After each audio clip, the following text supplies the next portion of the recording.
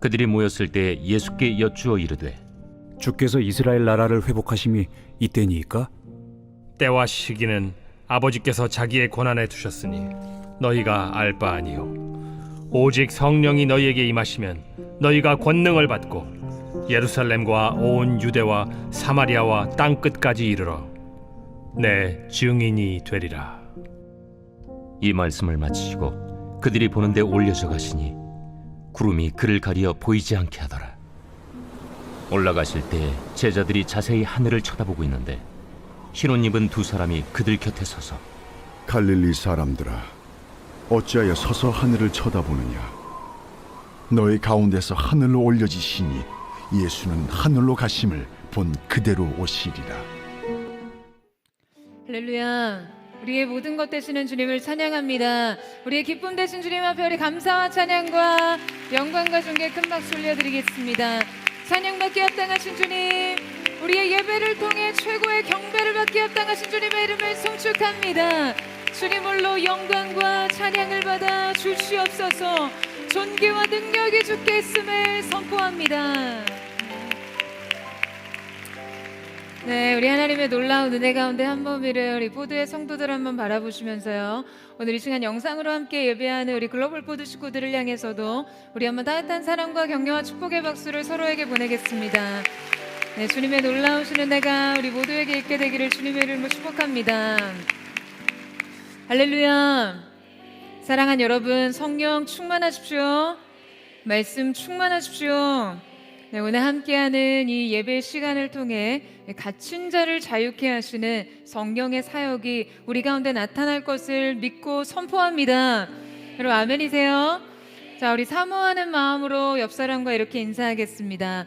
당신을 위한 성령의 사역이 시작되었습니다. 이렇게 한번 축복하시겠어요? 당신을 위한 성령의 사역이 시작되었습니다. 네, 그 역동하시는 성령의 놀라우신 은혜가 예배하는 우리 모두에게 있게 되기를 주님의 이름으로 축복합니다. 네, 여러분, 이 무라카미 하루키의 신비한 도서관이라는 단편 소설이 있는데요. 이 소설에서 어느 날 주인공 소녀는 이 도서관에 책을 빌리러 갔다가 안내원의 인도에 따라 낡고 오래된 지하실에 내려가게 됩니다. 거기에서 소녀는 퉁명스러운 노인 한 사람을 만나게 되는데요.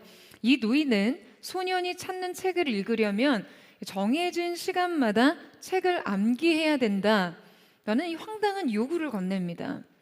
그리고 소년은 노인으로부터 그 책을 다 암기할 때까지 그가 이 도서관에 감금된다는 이야기를 들어요. 소년은 책을 읽으면서 그 도서관을 탈출하기 위해 계속해서 노인에게 질문을 건넵니다. 나는 언제쯤 이곳에서 나갈 수 있나요? 책을 다 읽으면 나가게 해주는 거죠. 소녀는 책을 외우면 이곳을 나갈 수 있다라는 이 노인의 조건을 진실이라고 받아들입니다. 따라서 그곳은 도서관이 아니라 지식을 미끼로 소년을 감금하는 감옥이 된 것이죠. 소녀는 이 감옥에 갇혀 계속해서 질문하기만 합니다. 나는 언제 이곳을 나갈 수 있나요? 여러분, 그런데 이 소설에서 꼬집고 있는 것은요, 바로 이 질문의 방식이 잘못됐다는 거예요. 소녀는 계속 언제를 묻지만 그 질문 자체가 감옥이었습니다. 언제 나갈 수 있느냐는 질문은 지금 노인의 조건과 전제를 무비판적으로 받아들였기 때문에 가능한 물음이었어요. 그러니까 말하자면 그가 그 감옥을 빠져나오지 못한 이유는 철창이 아니라 그의 인식의 구조였습니다.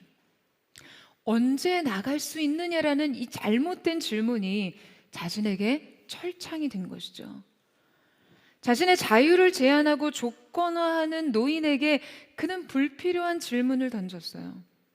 이런 그가 출구를 발견하게 된 결정적인 순간은 그야말로 질문을 멈추고 스스로 행동했을 때입니다. 질문하는 수감자가 아닌 스스로 탈출하는 존재로 결단하는 순간이요. 그러니까 말하자면 그는 더 이상 이 전제를 거부하고 탈출을 시도하면 되는 일이었어요. 그러니까 여러분, 이 소설이 주고자 하는 메시지는 말하자면 틀린 전제로 던진 질문은 곧 인식의 감옥이라는 것이죠. 여러분, 그런데 우리 인생도요, 이 소년처럼 하나님 앞에 틀린 전제로 잘못된 질문을 던지고 스스로 이 인식의 감옥에 갇혀 지내는 경우가 너무나 많습니다.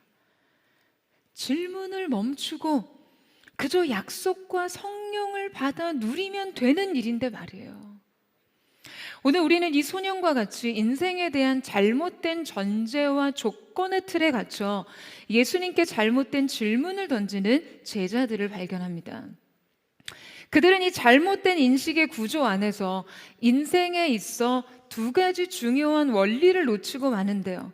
자, 이렇게 잘못된 질문으로 자기 생각 속에 갇히고 고립되어 약속받은 삶을 누리지 못하는 사람들에게 필요한 탈출구는 무엇인지 함께 살펴보고자 합니다.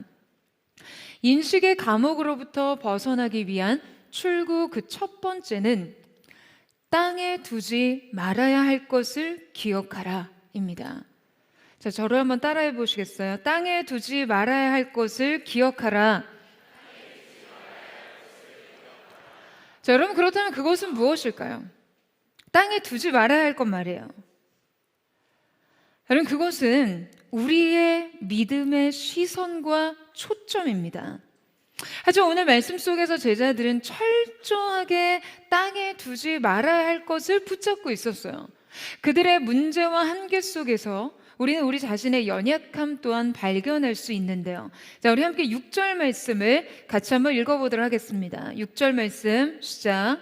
그들이 모였을 때 예수께 여쭈어 이르되 주께서 이스라엘 나라를 회복하심이 이때니까 하니. 자, 이때 예수께 여짜오되라는 말을 원문에 가깝게 직역하자면요, 그들이 계속해서 물었다 라는 의미입니다. 이 여쭈어에 해당하는 에러톤이라는 단어는 과거부로부터 계속된 동작을 보여주는 미완료형 동사인데요. 그러니까 말하자면 그들의 질문이 거듭 반복적이었다라는 것을 강조하는 것이죠. 자, 그렇다면 그렇게 거듭된 그들의 질문과 관심은 여러분 무엇이었습니까? 바로 이스라엘의 회복에 대한 것이었어요. 그리고 그 회복이 이제 곧 도래할 것이냐, 그 때를 묻는 질문이었죠. 여러분, 그런데 이때 사용된 이 회복이라는 단어는 보통 우리가 사용하는 영적, 종교적 차원의 의미가 아니라요, 다분히 정치적이고 민족주의적인 뉘앙스를 띠는 그런 단어입니다. 그러니까 이 회복이란 사회적, 정치적 질서의 복원을 의미하는 것이었어요. 어떤 빼앗겼던 영토를 돌려받는다든지 하는 행정적 차원의 의미로 사용하기도 했습니다. 그러니까 말하자면 이스라엘의 영광이었던 다윗 왕국의 재건설을 의미하는 것이었어요. 그러니까 지금 저자인 누가는 제자들이 어떠한 의도로 예수님께 지금 이 질문을 드렸는지를 우리에게 드러내기 위해서 이 용어를 그대로 사용하고 있습니다. 여러분, 왜요? 그들의 의도를 보라는 거예요. 그들의 변하지 않는 관심과 기대가 무엇인지 말이죠. 여러분, 그들은 여전히 땅만 보고 있었습니다. 아직도 땅에 속한 사람이었어요. 그리스도의 십자가와 부활을 보고도 말이죠. 지금 사도행전의 이야기는 예수님과 제자들의 철저한 동상이몽을 보여주고 있습니다. 두 이야기의 간극은 애초에 방향과 관심과 기준 모두에서 단절되어 있어요.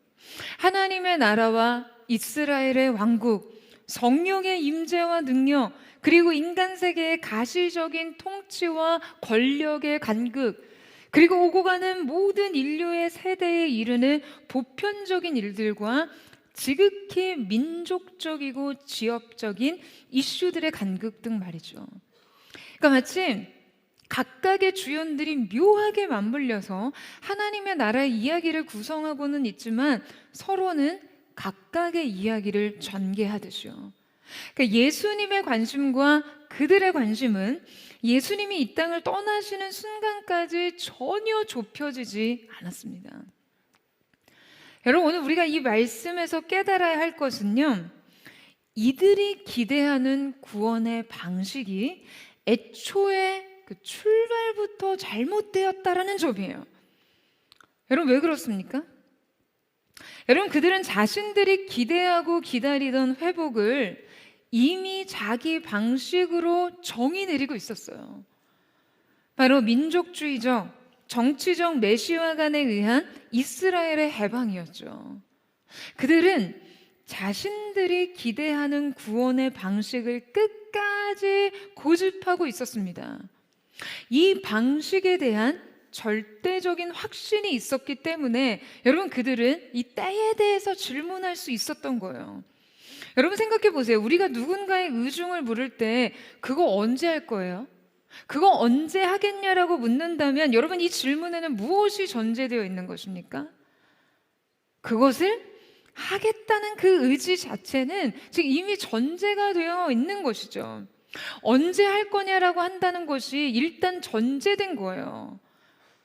언제 할 거냐? 여러분, 이 말 속에는 하겠다라는 것이 전제됐다는 거죠. 다만 그때와 시기를 물을 뿐이에요. 이때니까 라는 질문 속에는 그들 자신이 정한 구원의 방식과 대상에 대한 확신이 이미 전제되어 있었습니다. 하나님 언제 주실 거예요? 언제 응답하실 거예요? 언제까지입니까? 이 일은 대체 언제 잘 풀리나요? 저 언제 성공시켜 주실 거예요? 저 언제 유명해지나요?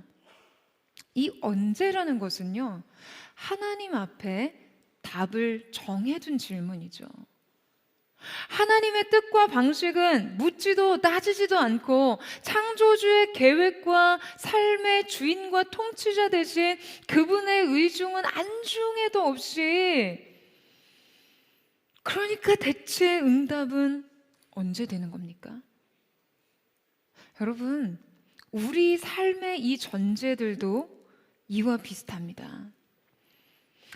여러분, 제자들의 이 질문에는요, 구원의 방식에 대한 자신들의 전제뿐 아니라 하나님의 경륜과 카이로스의 신적인 시간표보다 즉각적인 선취와 눈에 보이는 결과에 집착하는 마음까지도 드러나 있습니다. 여러분, 하지만 그들의 이 집착적인 기대는요, 결코 그들만의 것이 아닙니다. 우리의 것이기도 해요. 인간 공통의 것입니다. 여러분, 인간의 초점은 결코 쉽게 바뀌지 않을 뿐 아니라 한 번 자신의 기대의 대상이 고정이 되면요, 여러분, 이 기대에는 맹목성이 생기게 돼요. 이때 집착이 일어나는 것이죠. 자, 여러분에게 동영상 하나를 보여드리도록 할 텐데요. 자, 동영상에는요, 흰색 티셔츠를 입은 세 사람과 검정색 티셔츠를 입은 세 사람이 나오는데요, 각자 자기들끼리 공을 주고받습니다. 자, 제가 이제 여러분에게 미션 과제를 하나 드릴게요. 흰색 티셔츠를 입은 사람들이 몇 번 공을 주고받았는지를 세어야 하는 것이에요. 자, 여러분 기억하세요. 흰색 티셔츠를 입은 사람들끼리 패스를 몇 번 했는지를 세시는 거예요. 제가 맞추시는 분들에게는 소정의 상품을 드리도록 하겠습니다. 영상 보겠습니다.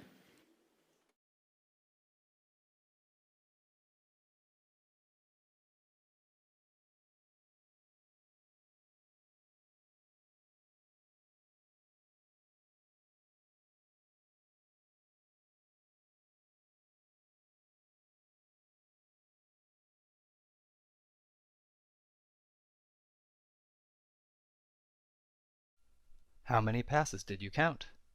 자, 여러분, 영상 속에서 흰색 티셔츠를 입은 사람들이 몇 번의 패스를 주고받았을까요? 뭐라고요? 네, 잘 안 들리는 관계로 제가 대신 이야기하겠습니다. 정답은 15번입니다. 네, 그런데 여러분, 이제 여러분에게 더 중요한 질문을 드릴 거예요. 자, 혹시 이 동영상에서 고릴라가 나타나서 가슴을 치고 난 뒤 들어가는 것을 보신 분 계신가요? 고릴라가 언제 나왔어요? 라고 생각하시는 분들이 있을 것 같은데요.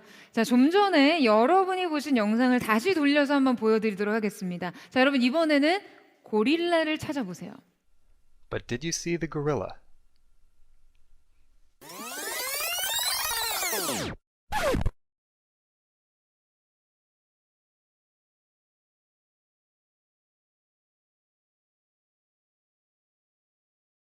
할렐루야. 굉장히 황당해 하시는데요. 자, 여러분 다 찾으셨죠? 네, 이번에는 모두 보이셨을 거예요. 여러분, 이 실험은 하버드대학교 심리학 교수인 데니얼 사이언스가 30초짜리 동영상을 찍은 다음에 진행한 실험이었습니다. 이후에 이 실험을 토대로 책이 출간되기도 했는데요. 바로 Invisible Gorilla라는 실험입니다. 이 실험에서 약 절반 이상의 실험자들이 고릴라의 존재를 전혀 인식하지 못합니다. 그러니까 자신이 집중해서 보고 있던 이 영상 한가운데 고릴라가 떡하니 버티고 있는데도 그것을 전혀 본 적이 없다라고 답변합니다. 아니, 고릴라가 화면 한가운데 나와서 이 가슴을 주먹으로 두드리는 이 동작까지 하고 있는데도 전혀 인식하지 못했다는 거예요. 흰 옷을 입은 팀이 공을 몇 번 주고 받았는지에 대한 이 집요한 시선이, 이 집착과 카운트가 있었기 때문이에요. 여러분, 바로 그것이 이 실험이 말하고자 하는 바입니다. 여러분, 이 실험이 지적하고 있는 것은요, 바로 인간의 부주의 맹시라는 부분인데요. 인간이 자신이 집중하는 정보 외의 것에는 설령 그것을 감각했다 해도 사고 처리를 하지 못한다는 거예요. 그러니까 말하자면 실제 보았어도 보지 못하게 되는 것이죠. 물론 이 인비저블 고릴라 실험을 제자들의 사례에 전적으로 적용할 수는 없을지 몰라요.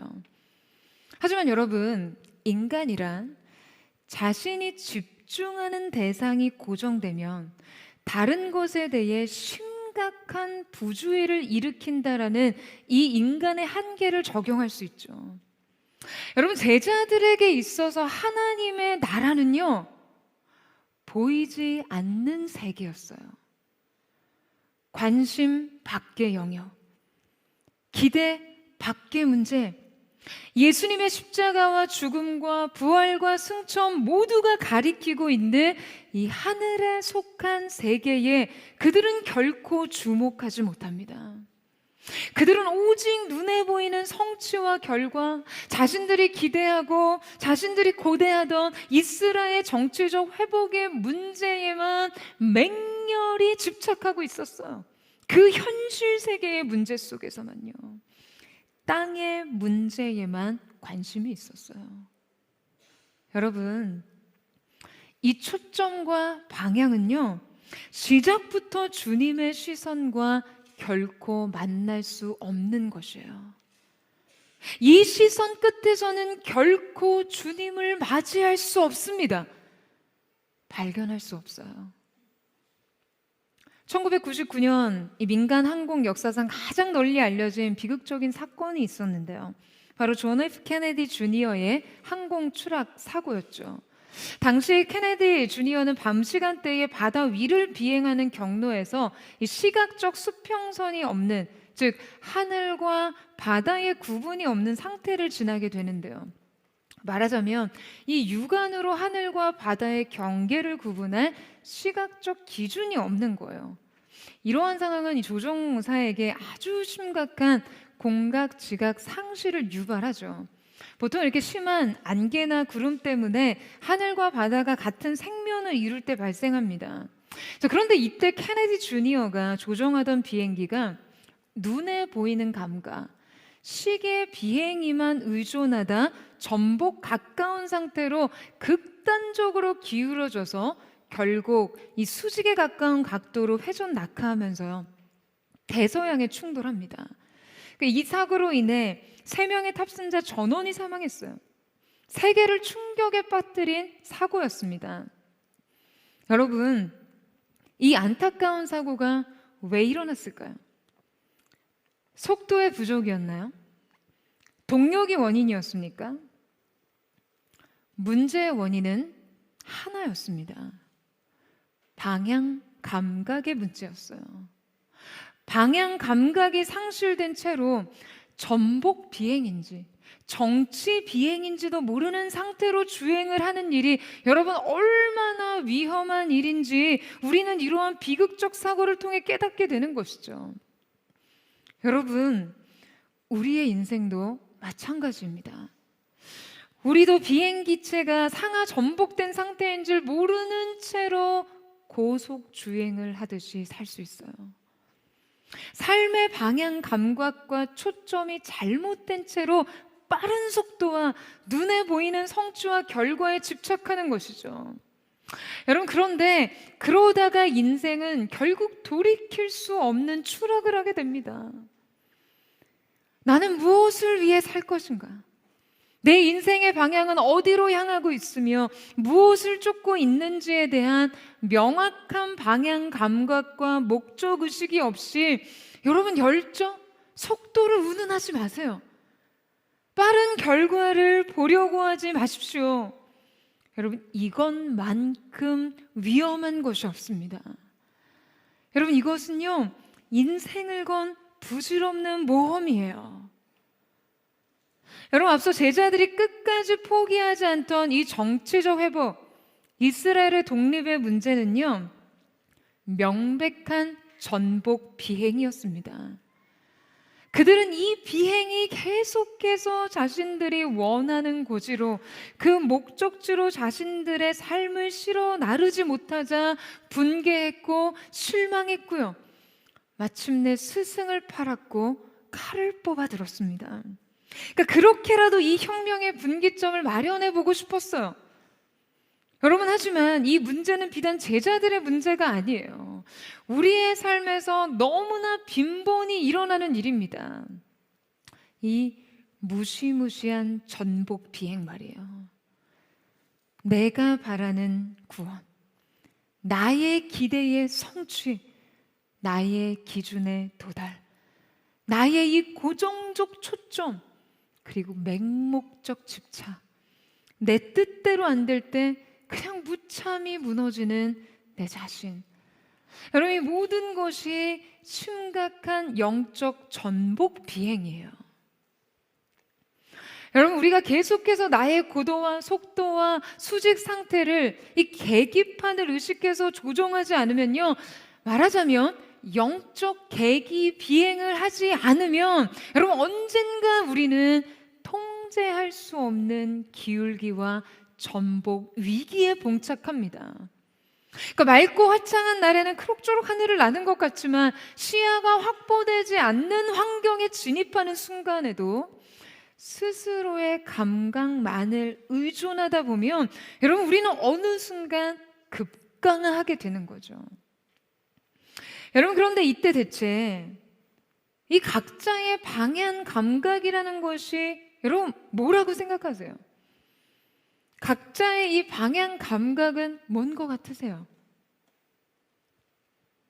내가 객관적인 계기 상황에 의존하지 않고 지금 나로 하여금 자꾸 시계 비행, 눈에 보이는 대로 비행하게 만드는 이 나만의 방향 감각 말이에요. 뭐가 대체 그렇게 문제일까요? 여러분, 이때 나만의 방향 감각이라는 것이요, 바로 자기의입니다. 나의 옳음, 내 생각의 옳음, 내 주장의 합리성, 내 입장의 정당성, 내 고집의 합당성. 내 생각이 맞아요. 내 판단이 옳아요. 내 주장엔 빈틈이 없고 나의 논리는 명쾌해요. 여러분, 바로 이 자기의에 의존한 방향 감각에서 다음과 같은 혼동이 발생하는 거예요.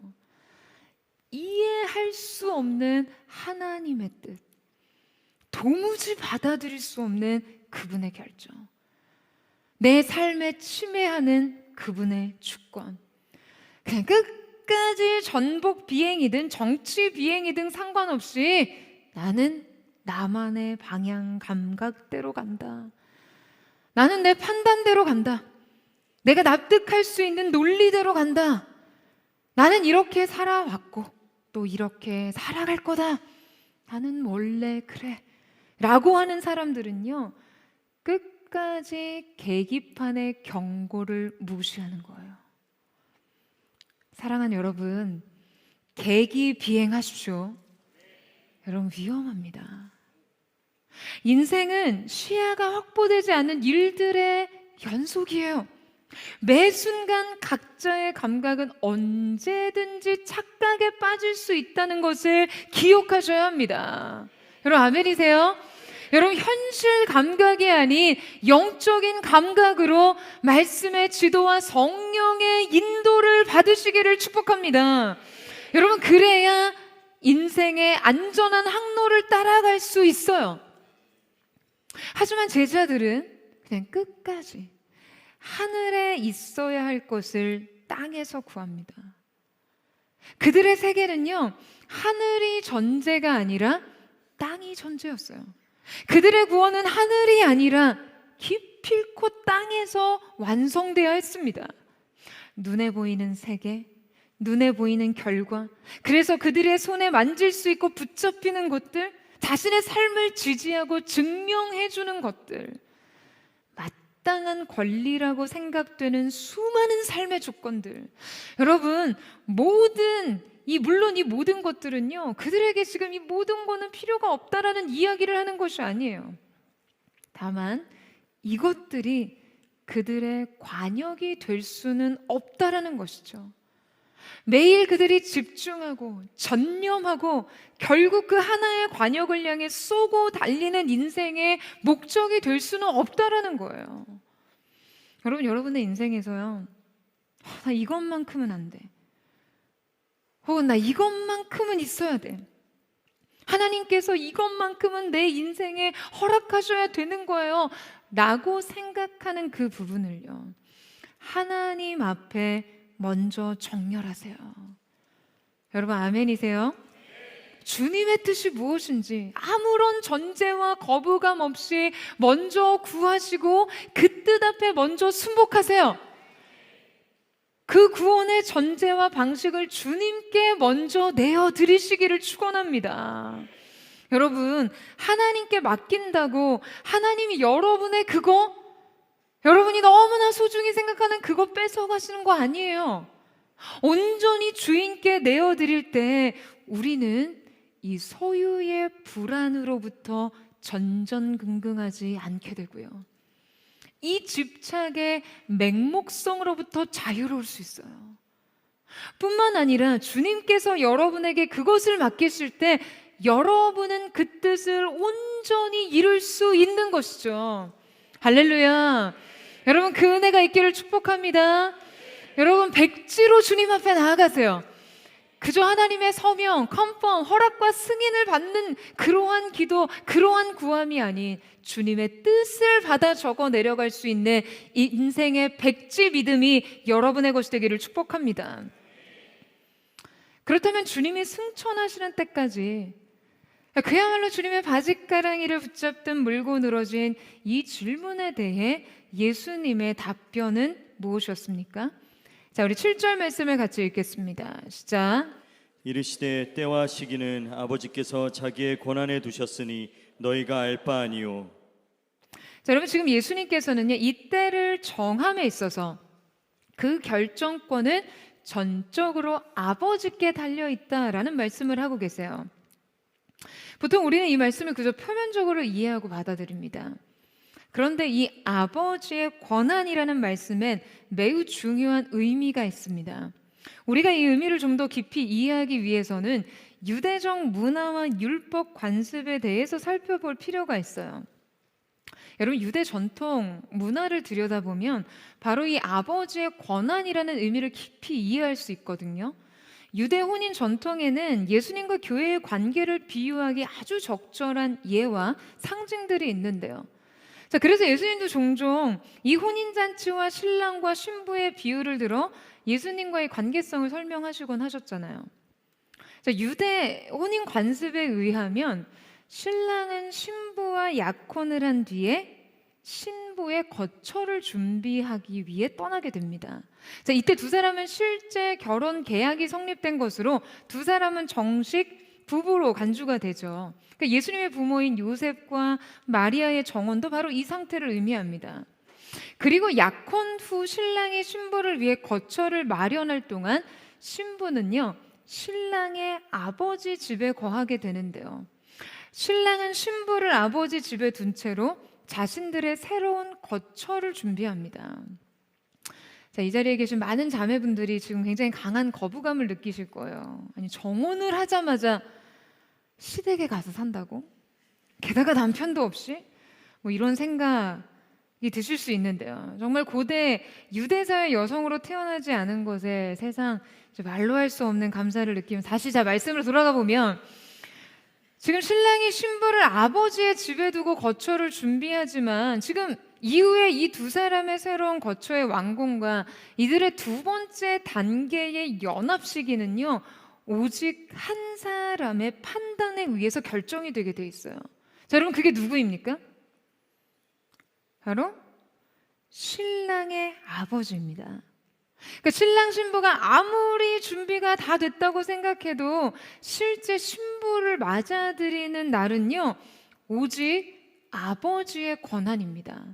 그러니까 신랑의 아버지의 허락 없이는 신부를 맞아들일 수 없었어요. 그러니까 예수님께서 우리와 예수님과의 관계를 바로 이 신랑과 신부의 관계로 빗대어 말씀하시는 경우가 많았는데요.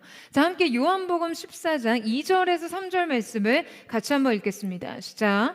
내 아버지 집에 거할 곳이 많도다. 그렇지 않으면 너희에게 일렀으리라. 내가 너희를 위하여 거처를 예비하러 나가노니 가서 너희를 위하여 거처를 예비하면 내가 다시 와서 너희를 내게로 영접하여 나 있는 곳에 너희도 있게 하리라. 자, 주님께서는 신부된 우리, 또 신부된 교회를 위해 거처를 예비하고 계신다고 하시죠. 자, 그리고 신랑이신 주님이 우리를 맞으러 하러 오시는 그날, 진정한 연합과 혼인잔치가 있는 그날은 오직 아버지만 아신다는 거예요. 지금 바로 주님께서 제자들에게 이때와 시기에 관해서 하시는 말씀이 바로 이러한 의미입니다. 자, 여러분, 이제 이 말씀의 깊은 의미를 좀 더 잘 이해하시겠어요? 여러분, 이것이 우리의 삶의 거시성이에요.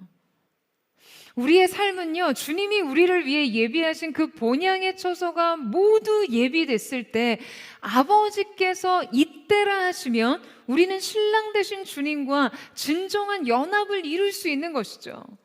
결국 주님과의 이 최종 연합의 날, 이 혼인잔치를 위해 이 시대 교회는 준비되어야 하는 것입니다.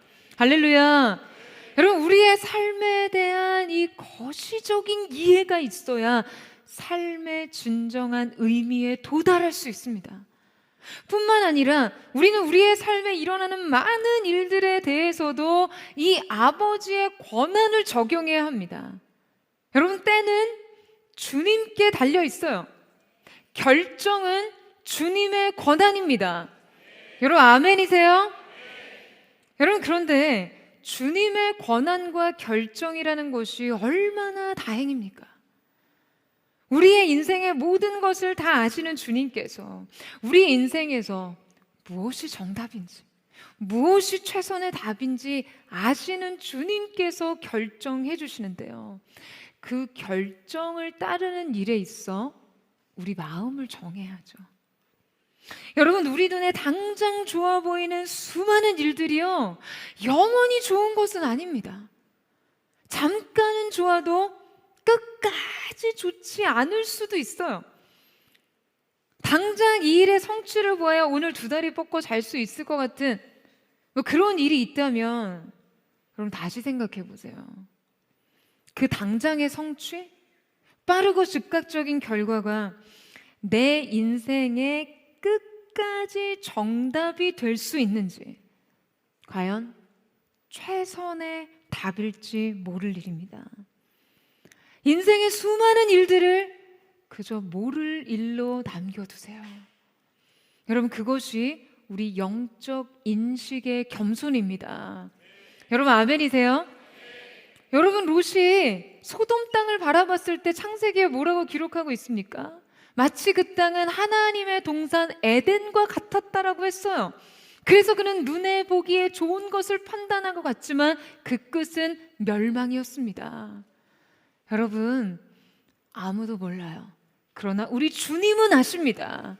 그것을 받아들이는 것이 영적 인식의 겸손이에요. 주님의 최선과 정답은요, 바로 이 말씀 가운데 있습니다. 자, 8절 말씀 같이 한번 읽겠습니다. 시작. 오직 성령이 너희에게 임하시면 너희가 권능을 받고 예루살렘과 온 유대와 사마리아와 땅끝까지 이르러 내 증인이 되리라 하시니라. 여러분, 이 말씀에는 매우 유기적인 구조가 있습니다. 바로 성령의 임재, 권능, 그리고 변화된 삶이죠. 성령의 임재가 권능을 부여하고 이 권능으로 인해 증인으로서의 변화된 삶이 가능하다는 거예요. 두려움과 실패감에 빠진 제자들을 증인으로서의 변화된 삶으로 나아가게 한 원동력이 여러분 어디 있다고요? 바로 성령의 권능이었죠. 할렐루야. 여러분, 이때 이 권능, 두나미스라는 말은요, 단순한 힘, 정적인 에너지가 아니에요. 이 말에서 바로 다이너마이트라는 단어가 파생됐거든요. 그러니까 말하자면 이 단어는요, 이 힘에 의해서 엄청난 폭발력을 가지고 변화를 일으키는 응축된 힘을 말합니다. 이 말은 당시 수치로 환산할 수 없는 최대치의 폭발력을 의미합니다. 성령님이 임하시는데요, 그 힘이 하늘을 찢고 땅에 오시는 거예요. 그 정도의 위력이에요. 그 힘이 너희에게 임하시면 너희가 변화될 것이라는 거죠. 여러분, 이 시대는 성령의 임재와 기름 부음만 논하면 무슨 이단이네 하는 논쟁에 휘말리는데요.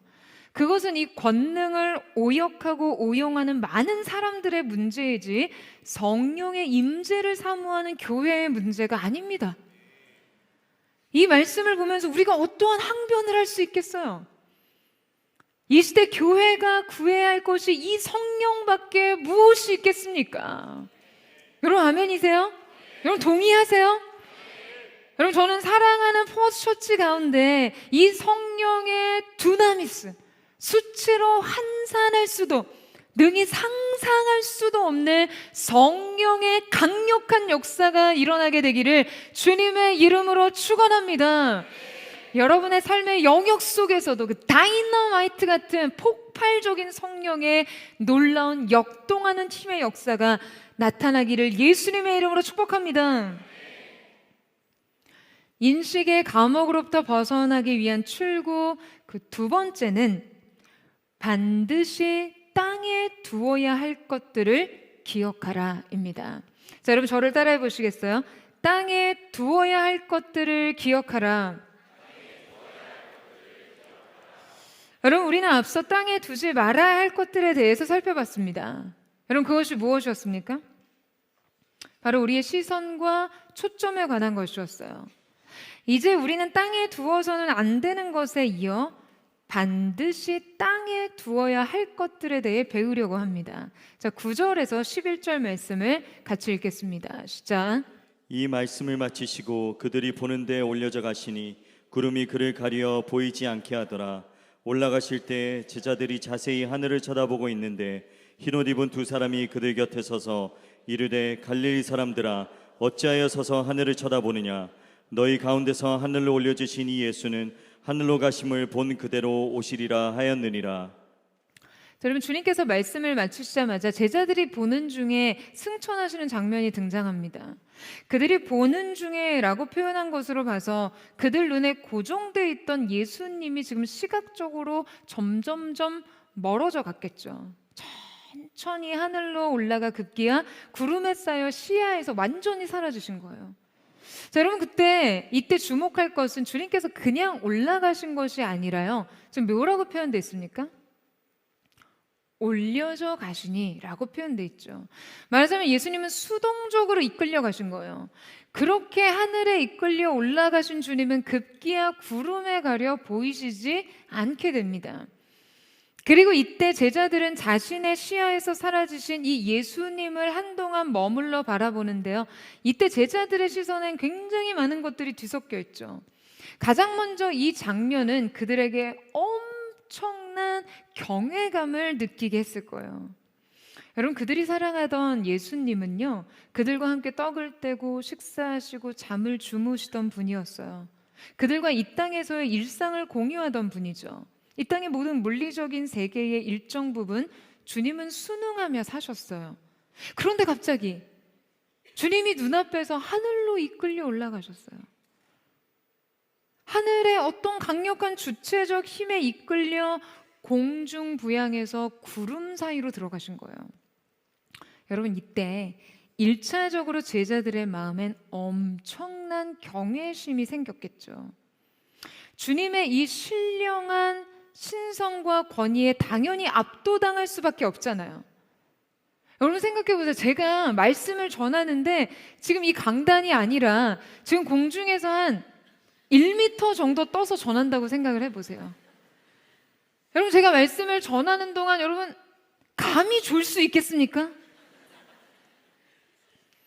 제가 여러분 앞에 그렇게 공중에 떠서 말씀을 전한다고 한다면 여러분, 제 권위와 아우라가 그냥 자동 발생적이지 않겠어요? 아마 그들의 안에 반사적으로 생긴 것은 이처럼 주님에 대한 엄청난 경외심이었을 거예요. 그리고 그 다음에 이어 그들 안에는 더 이상 주님이 그들 곁에 계실 수 없음에 대한 극도의 상실감과 공허함이 찾아옵니다. 이 말씀은 굉장히 그 묘한 슬픔을 느끼게 하는 장면이에요. 저는 이 말씀을 읽을 때마다 쉽게 설명할 수 없는 감정을 느낍니다. 여러분, 인간에게는요, 이별의 순간 그 대상과 시선과 몸을 계속해서 붙잡아두려는 본능이 있어요. 그러니까 이때 제자들의 이 시선 속에서 우리는 주님의 흔적을 붙잡아두려는 그런 몸부림 같은 것을 느낄 수 있죠. 이번엔 무덤이 아니었어요. 땅이 아니었어요. 이곳이 아니에요. 이제는 하늘입니다. 닿을 수가 없어요. 주님이 오시지 않는 다음에야 우리로서는 갈 수가 없습니다. 그들은 이 상실감 속에서 굉장한 방황과 허탈감을 느낄 수밖에 없었을 거예요. 그리고 이 시선의 멈춤에서 우리는 불확실한 미래 앞에 정지된 인간의 상태 또한 엿볼 수 있습니다. 여러분, 예수님의 죽음과 부활 그리고 승천은 그들이 믿어온 기존의 모든 프레임을 붕괴시켰어요. 그들은 부활 후 새로운 사명을 받긴 했지만 무엇을 어떻게 시작해야 될지 도무지 알 수 없는 그런 어정쩡한 상태에 놓여 있었어요. 따라서 그들이 그저 하염없이 하늘을 바라보았던 이 상태는요, 불확실성 앞에서의 인간의 정지 상태를 여실히 보여줍니다. 그리고 나아가 이것은 그저 계속 바라보는 신앙을 보여주기도 합니다. 여러분, 계속해서 바라보는 신앙이란 무엇일까요? 여러분, 이 바라보면요, 기대와는 거리가 멀어요. 유예와 더 가깝습니다. 모든 것을 유예해둔 채 말이에요. 바로 이때 하늘에서 천사들이 나타나 여러분 제자들에게 무엇을 말하고 있습니까? 갈릴리 사람들아, 어찌하여 서서 하늘을 쳐다보느냐? 어찌하여 서서, 여러분 이때 서 있다는 것은요, 일종의 정지 상태를 의미하죠. 그리고 쳐다보고 있느냐라는 이 말은 제자들이 일정 시간 계속해서 이 하늘을 고정적으로 응시하고 있었음을 알 수 있게 합니다. 그리고 이때 천사들은 말 그대로 제자들에게 시선의 전환을 요구해요. 그러니까 쉽게 말하면 하늘 그만 쳐다보라는 거예요. 사실 이 말은 굉장히 감성 파괴적인 발언입니다. 지금 이 신령한 사건에 완전히 몰입돼서 자신의 모든 시선과 감정 전부를 하늘로 향하고 있었던 제자들에게 굉장히 차가운 물을 끼얹으면서 하는 말이에요. 뭘 봐? 그만 봐. 여러분, 왜요? 왜 천사들은 마치 책망하듯이 제자들에게 하늘을 향한 그들의 시선을 거두라고 하는 것일까요? 그렇다면 대체 그들은 뭘 보고 살아야 하는 것입니까? 여러분, 이 지점에서 우리 신앙에 매우 중요한 문제를 다루어야 합니다. 바로 신앙의 관념화 말이죠. 하버드 정신의학 및 의료 인문학 교수이자 연구가인 러버츠 콜스는요, 그의 연구에서 한 가지 매우 중요한 문제를 다루는데요. 자, 이 문제의식은 하버드 대학생들의 도덕적 둔감성에 대해 연구하던 중 한 여학생과의 만남이 발단이 되었다고 해요. 이 여학생은 하버드 대학에서 스스로 학비를 조달하기 위해 교실 청소를 해야 했는데요. 그녀는 함께 수업을 듣는 학생들이 자신이 경제적 수준이 낮다는 이유로 그녀를 일말의 존중이나 예의 없이 그냥 매우 차별적으로 대했다는 것을 지적합니다. 심지어 자신과 함께 도덕 논리 과목을 수강하며 최고의 점수를 받은 남학생이 자신을 성적으로 희롱하는 것을 경험하면서요, 급기야 그녀는 일을 그만두고 학교를 떠나게 되었어요. 학교를 떠나는 와중에 콜스 교수와 상담을 하면서 이 여학생이 그런 말을 했다고 해요. 그동안 철학 과목들을 다 들었습니다. 우리는 무엇이 진실이고 무엇이 중요하며 무엇이 선인지를 이야기합니다. 그러나 정작 사람들이 선하게 되도록 가르치려면 어떻게 해야 하죠? 선한 사람이 되려고 노력하지 않는다면 선을 아는 것과 이 아는 것이 무슨 의미가 있나요? 그녀의 이 말에 콜스 교수는 진정한 양심의 괴로움을 느꼈다고 하는데요. 여러분, 지금 이것이 무슨 말입니까? 지금 선을 아는 것과 내가 선한 사람이 되는 것과는 별개의 문제라는 것을 지적하는 거예요. 그러니까 말하자면 선의 관념화가 문제라는 거죠. 그런데 여러분, 우리 신앙도 마찬가지 적용이 필요합니다.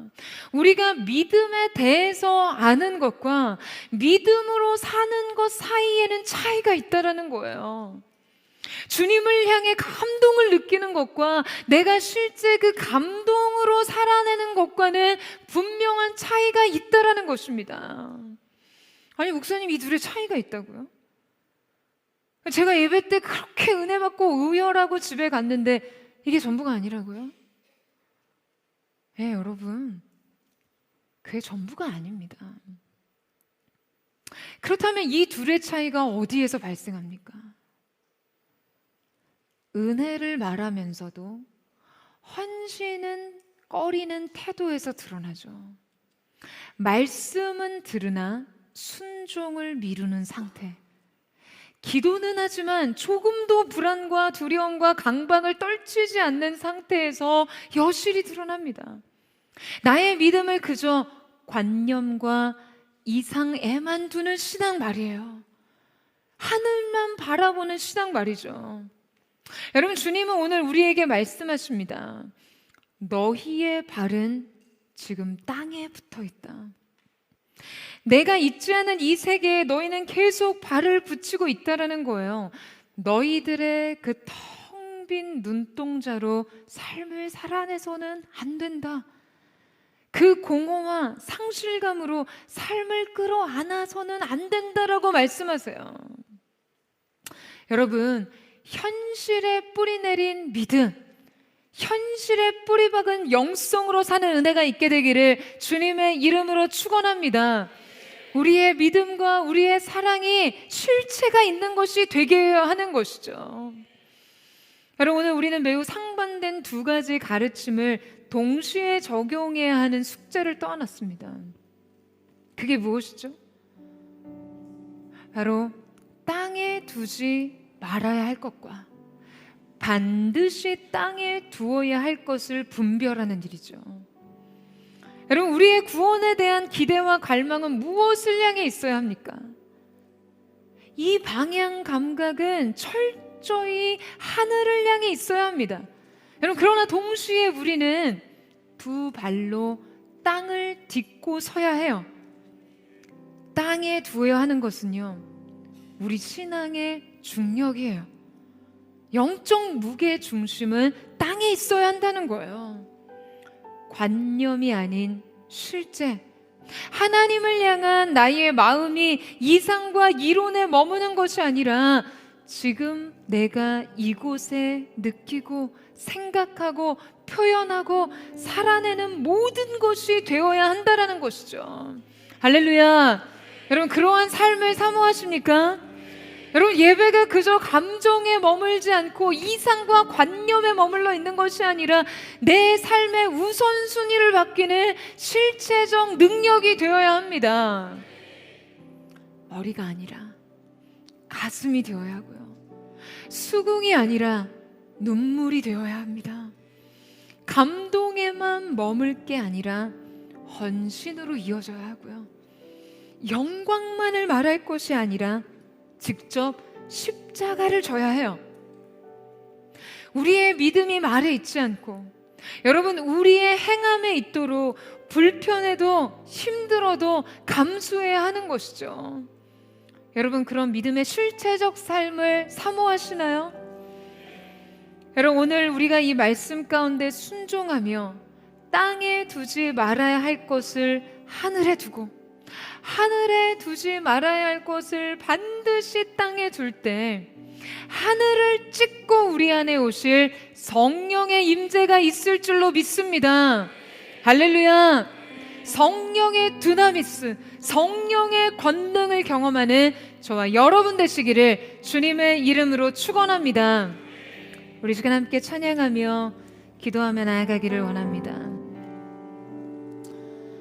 사랑하는 주님, 우리가 오늘 이 믿음의 실체와 우리의 삶의 우선순위를 뒤바꾸는 이 말씀과 성령의 인도하심을 따라 관념과 이상 안에만 존재했던 우리의 믿음이 우리의 삶의 헌신으로 주 앞에 드려지게 하시고, 아멘하는 입술에 수긍으로 머물러 있었던 하나님, 우리의 사랑과 믿음이 우리의 삶의 모든 영역 속에 실체화되는 은혜가 있을 수 있도록 역사하여 주시옵소서. 땅을 향하던 우리의 시선이 주님께 머물게 하여 주시고, 전복 비행을 하던 우리의 삶이 주님 앞에 새로운 방향으로 주님을 향해 가는 놀라운 은총이 있게 하여 주옵소서. 우리 그 마음 고백하며 우리 주님 앞에 찬양하며 나아가기를 원합니다. 나의 주님께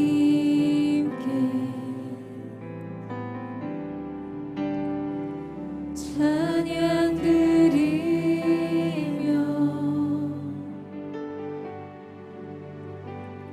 그 크신 사랑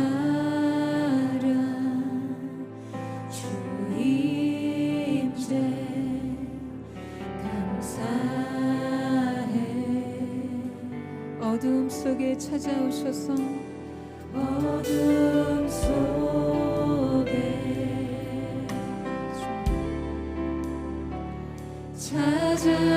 찾아오셔서 주님의 영광, 주님의 영광 보게 하시네. 의심하는 나를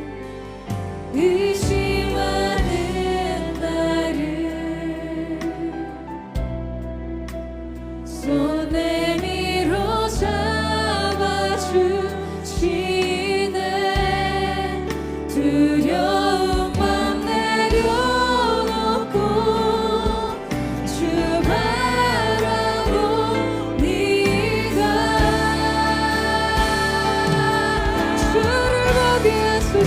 주를 보게 하소서. 나를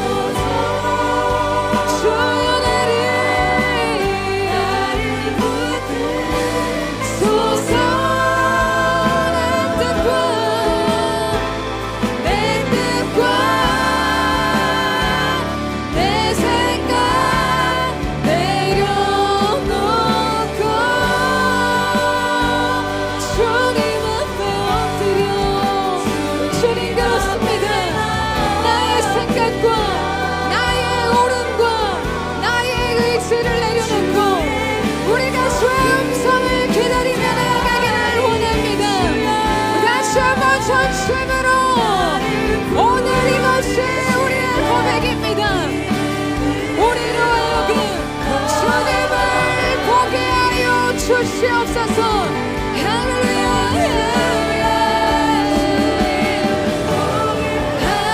하소서. 주여 나를 붙드소서. 내 뜻과 내 생각 내려놓고 주님 앞에 엎드려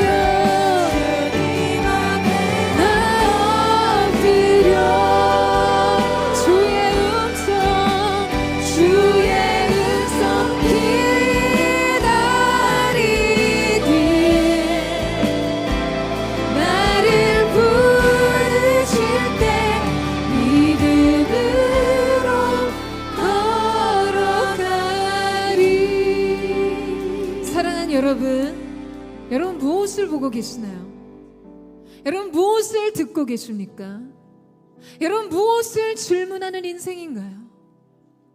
주님 왜 내게는 말씀하지 않으십니까? 왜 나에게는 아무것도 보여주지 않으시나요? 라고 힐문하고 있으십니까? 정작 여러분이 주목하고 있는, 여러분이 바라는 기대, 여러분이 원하는 인생의 욕망의 문제 속에 그 시선이 맹렬히 집착하고 있음으로 인해 정작 주님이 보여주시고자 하시는, 주님이 들려주시고자 하시는, 주님이 응답하시는 그분의 음성을 듣지 못하고 있지 않으십니까? 사랑하는 여러분, 무엇을 보는 인생이 되기를 원하세요? 무엇을 듣는 인생 되기를 원하십니까? 주님 어느 때까지입니까?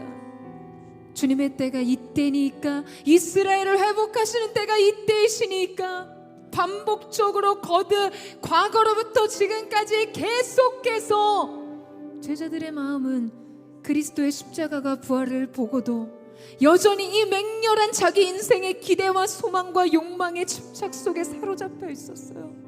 그랬기 때문에 보이지 않고 들리지 않았고 알 수 없었습니다. 그 하나님 나라의 진정한 영광을 말이에요. 그 영광의 회복을 말이에요. 진짜 주님께서 그들 가운데 주실 가장 완전한 그리스도의 왕국을 말이죠. 사랑하는 여러분, 여러분도 여러분의 인생 속에 여러분의 자신의 영광, 자신의 왕국을 구하노라. 가장 완전한 하나님이 주실 그 나라의 소망과 영광과 평안과 능력을 얻지 못하는 자리에 머물러 있지는 않으십니까? 다 답을 정해놓고 구하지 않으셨어요? 하나님은 사인만 하시면 되는 거예요. 좋은 것은 제가 다 압니다, 주님. 나의 오름과 나의 의지를 따라 하나님 앞에 일일이 구체적인 목록들을 열거하고 주님은 사인만 하시면 됩니다 라고 고백하고 있지 않습니까? 사랑하는 여러분, 오늘 우리가 그 모든 마음을 내려놓고 주님 뜻에 순종할 수 있는 그 믿음 드리기를 예수님의 이름으로 축복합니다. 주님 백지로 주 앞에 나아가기를 원합니다. 주님 주신 것이 가장 완전한 것임을 믿고 오늘 나의 눈을 열어, 나의 귀를 열어, 내 마음을 열어 주님의 것을 보게 하여 주시옵소서. 가장 완전한 완성된 하나님 나라의 영광, 주님의 응답을 얻게 하여 주시옵소서. 우리 그 마음 고백하며 주의 한번 부르짖고 우리 합심을 동성으로 기도하겠습니다.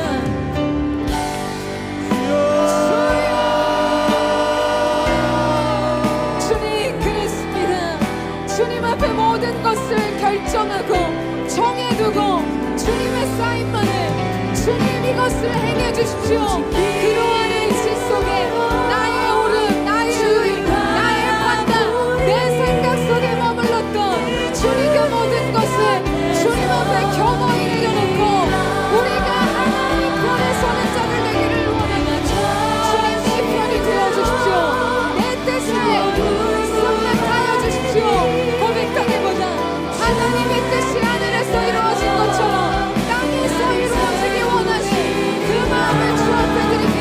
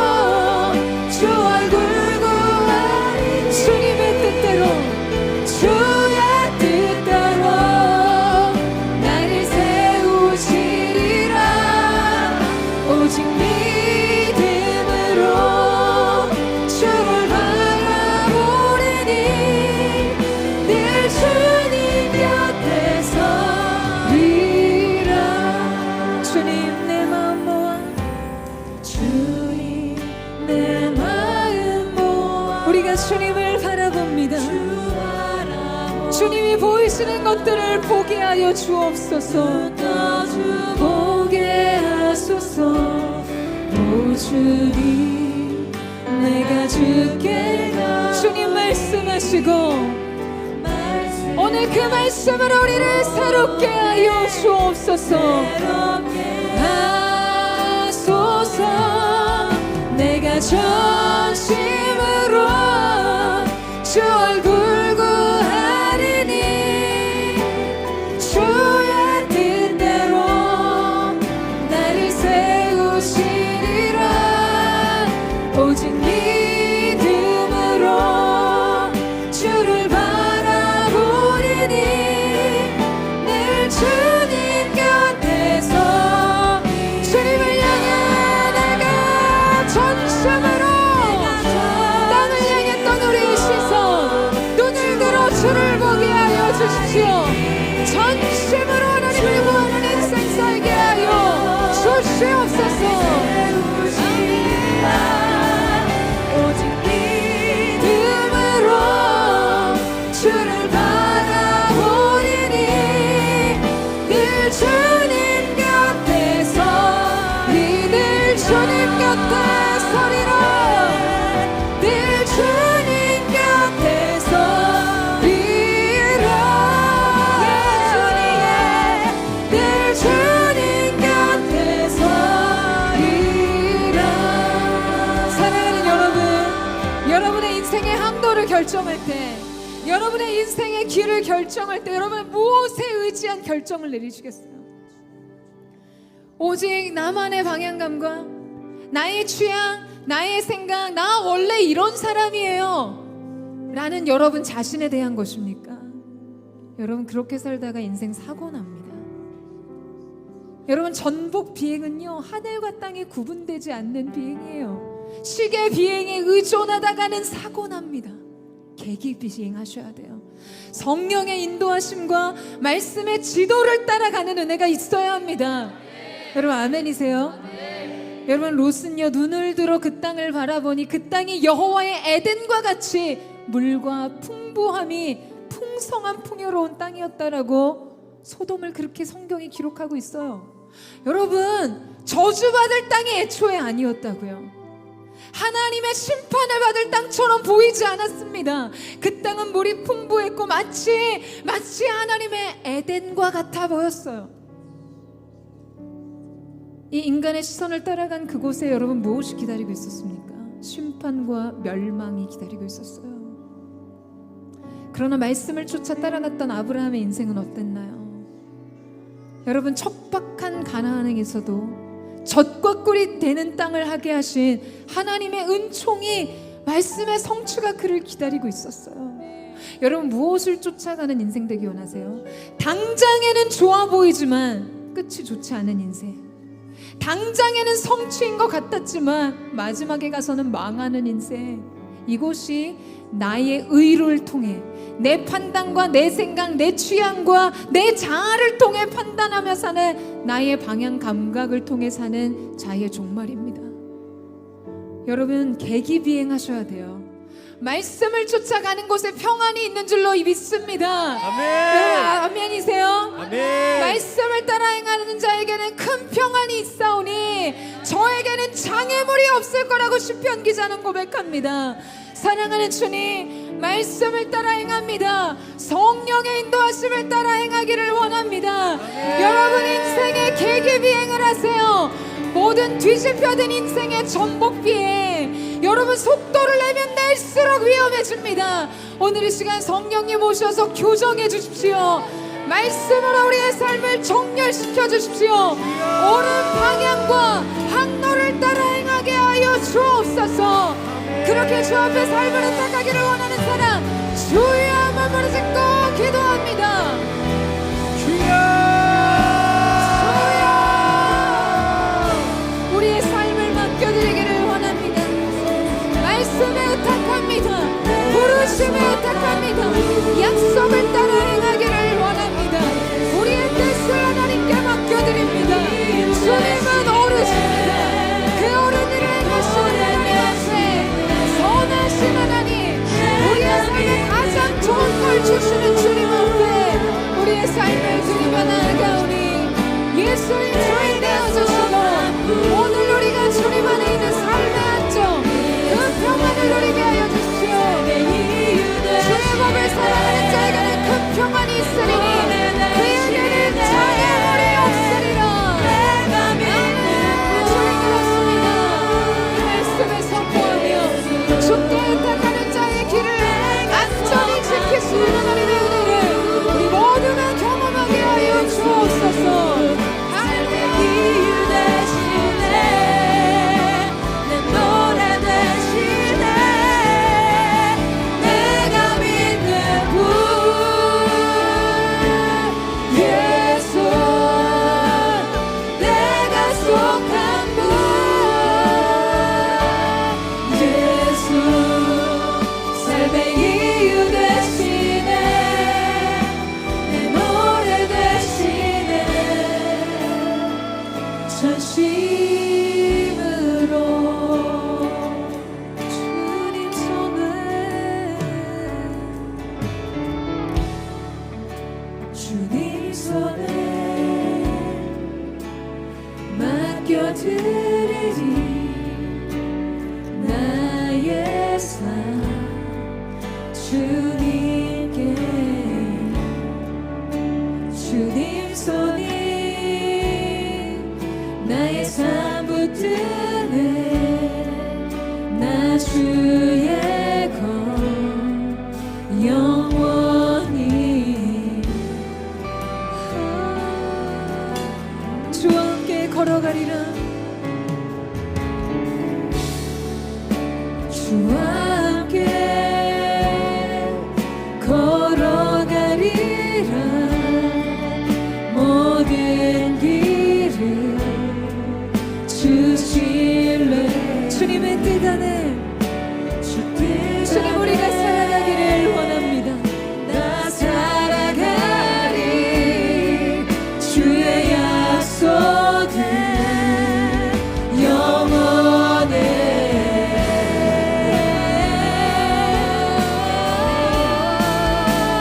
내가 믿는 분 예수 내가 속한 분 예수 삶의 이유 되시네 내 노래 되시네 내가 믿는 분 예수 내가 속한 분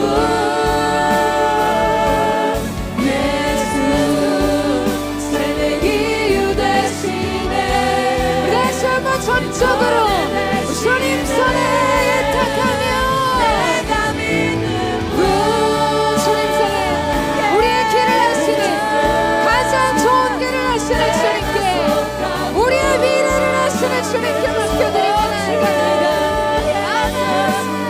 이유 되시네 내 노래 되시네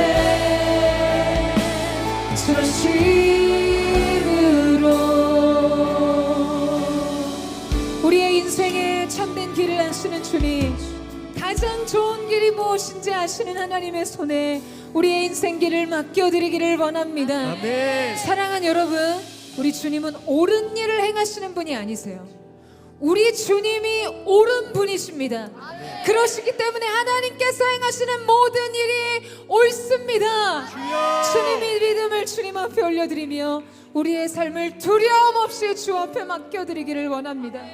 여러분 이 시간에 다시 한번 기도하며 나아갈 때 사랑하는 주님 오늘 우리가 여기에서 아멘하는 믿음이 우리의 삶의 실체가 되기를 원합니다. 믿음의 관념화가 아닌 주님 그저 하늘만 바라보며 우리가 고백하는 믿음과 사랑이 우리의 수긍과 우리의 동의 안에만 그치는 것이 아닌 이것이 헌신으로 이어지게 하시고 이것이 삶의 영역 속의 열매가 되게 하여 주옵소서. 성령께서 주도하시는 성령의 두나미스 폭발하시듯 일하시는 성령의 사역이 오늘 그렇게 하늘에 두지 말아야 할 것들을 아는 자들 그 그 하나님 내 사람들의 심령 속에 하늘을 가르시듯 임하게 하여 주시옵소서. 성령의 실제를 살아내는 말씀의 실제를 살아내는 거룩한 하나님의 사람 되기를 원합니다. 우리 주여 세 번 부르짖고 성령의 두나미스 하나님의 나라로 임하소서. 우리 동성으로 기도하겠습니다.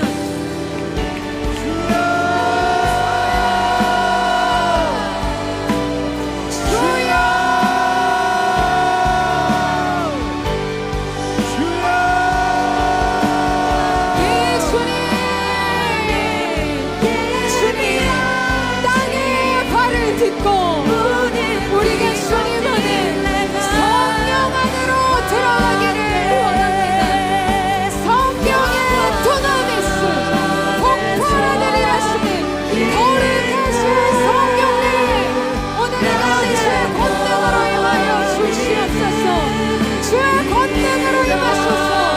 우리의 삶을 변화시켜 주시옵소서. 좋은 하늘의 은사들이 오늘 내 사람들 주를 바라보는 자들에게 임하게 하여 주십시오. 예수님 하나님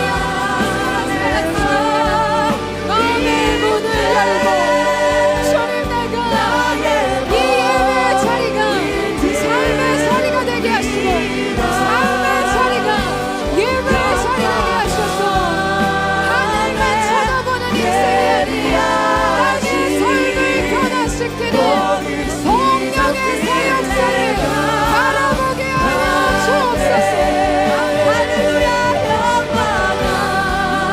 영광에서 있는 나의 머리를 들리라. 나의 머리를 드시는 하나님 인생의 모든 수치 절망과 슬픔 상실과 고통으로부터 우리를 자유케 하시는 성령의 역사 권능의 역사가 임하게 하여 주옵소서. 안에서 있는 나의 머리를 예수님 오늘 주님을 향해 내 머리를 드시는 그 하나님의 은혜를 찬양합니다. 내 예비하신 모든 기적들 내가 받네. 영광 안에서 있네 나의 머리를 들리라. 영광 안에 예비하신 모든 기적들 내가 성령님 임하소서. 영광 안에 서 있네. 영광 안에서 있네 나의 머리를 들리라.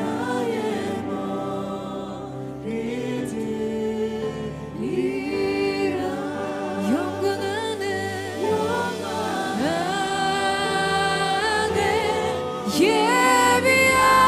예비하신 모든 기적들 내가 받네. 영광 안에 서 있네. 주님 우리가 그 영광 안에 있습니다. 성령의 임재 안에 있습니다. 오소서. 주님 더 강력히 임하셔서 우리를 다스리시고 지배하소서. 예비하신 성령님을 초청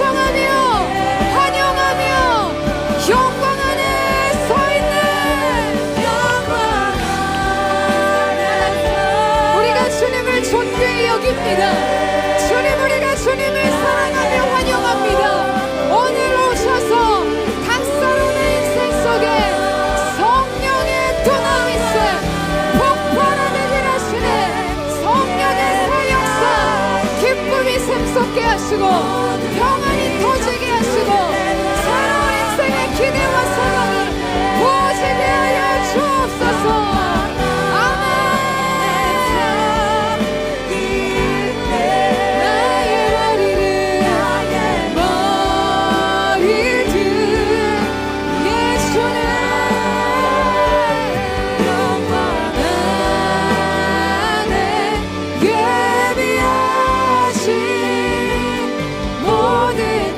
기적들 내가 영광 안에 예배하신 영광 안에 예배하신 모든 기적들 내가 다 영광 안에 예배하신 영광 안에 예배하신 주님 부어주십시오. 주님 부어주십시오. 그 영광 안에 있는 각양 좋은 은사들과 주님의 은혜를 부으소서. 영광 안에 예배하신 모든 기적들 내가 오늘 이 시간에 가나서는 예수 그리스도의 이름으로 선포합니다. 주님의 영광 안에 예비되었던 모든 은혜와 기적과 치유와 평강의 은총이 하나님의 사람들의 인생 속에 성취될지어다. 풀어질지어다.